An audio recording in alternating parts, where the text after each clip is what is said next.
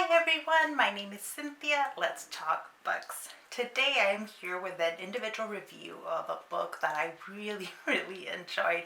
I did read the e-arc, which was provided for free via NetGalley without any obligation to talk about it, do a video or anything like that. I just want to talk about it because the book just came out. I actually thought it was coming out next month, and then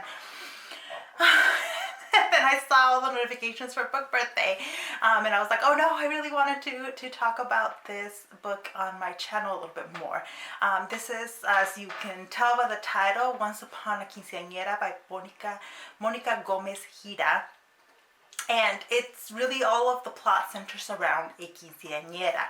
If you're not familiar with quinceañeras, this is something that's celebrated in a lot of parts of Latin America. It is essentially a kind of sweet 16 for a 15-year-old. This is the age in which we celebrate a young woman becoming that young woman.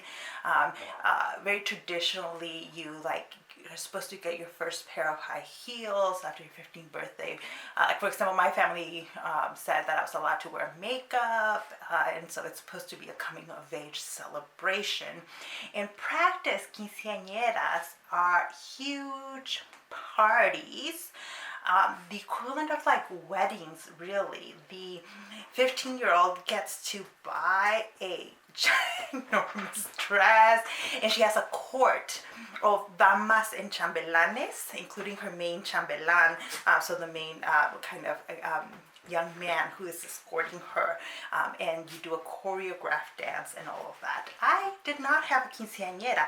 I didn't want one. My parents gave me the option of a quinceañera.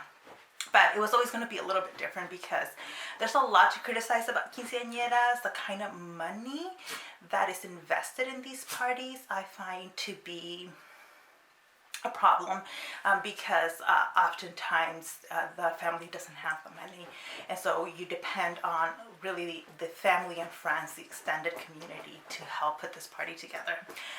They are also full of drama, and that was one of the things that I really enjoyed about Once Upon a Quinceañera, is that it depicts that. It depicts the huge amount of drama that revolves around this. For families, any family issue that has been, been shoved under the rug or has been set aside will come out during a quinceañera, because it's a party that is so expensive and involves so many different people that personalities are bound to clash, and old family drama comes up, and that is what happens in Once Upon a Quinceañera.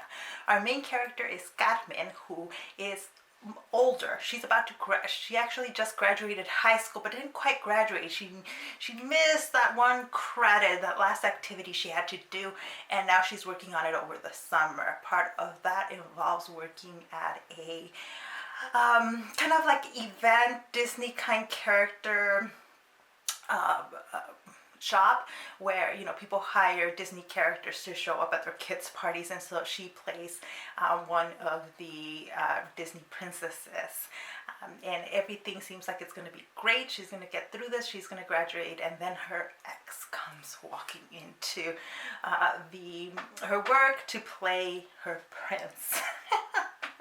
At the same time, the guy she has a crush on is finally noticing her, and now it turns out her cousin is having her quinceañera, and there was a lot of drama with her mom's quinceañera. Her mom and her aunt had a conflicting relationship, had a lot of drama around their quinces, and now that her cousin's having her quinceañera, all that drama comes back up.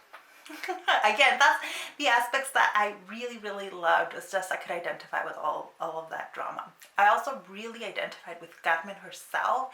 Carmen is somebody who has been hurt at a very young age.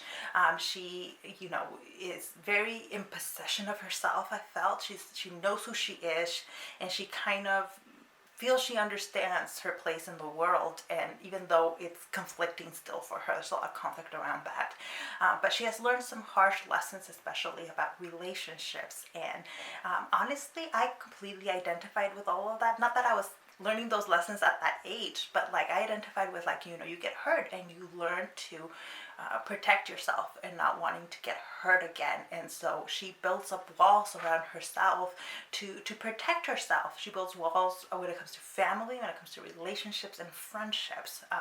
So a lot of times some of the conflict in the book revolves around her learning to tear some of those walls down, let people in. Some of that, not everybody's gonna like that. I don't think people are gonna agree with her choices, and I don't think they're gonna like that aspect of like her having basically to learn to soften herself. But I loved Carmen. I loved her kind of harshness. I love that she is so in control of herself, and I actually agreed with every single decision she made. Even when she's being stubborn and unreasonable, I kind of agreed with her even then. And so just overall, I really enjoyed Once Upon a Quinceañera. Again, like I said, it's not going to be for everybody, because I think if you don't like this kind of prickly heroine, you're not going to like it. And a lot of it for me was just like remembering what it was like to be in a quinceañera, because although I didn't have one, my friend somehow convinced me to be a part of her quinceañera. I didn't want to. The big fear for me was like, I don't want to learn a dance and then you're supposed to find the guy who's going to be in the quinceañera with you, and I just didn't want to deal with that.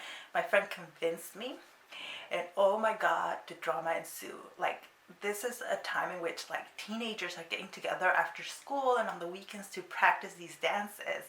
And we're talking about teenagers who are all of a sudden not really super supervised. Like, my friend's mom was always with us, but like she let some things happen that I look back and I think, oh, why did she let that happen?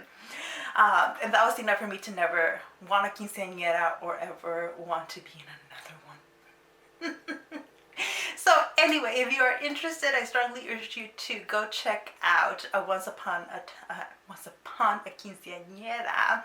And if you are interested in reading, if you have your own quinceañera nightmare stories, tell me down below, because goodness, can we all put ourselves through some trauma when it comes to these quinceañeras.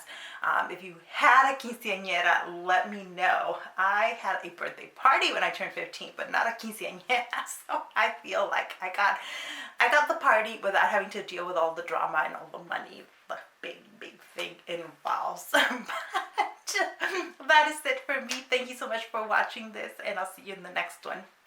Bye.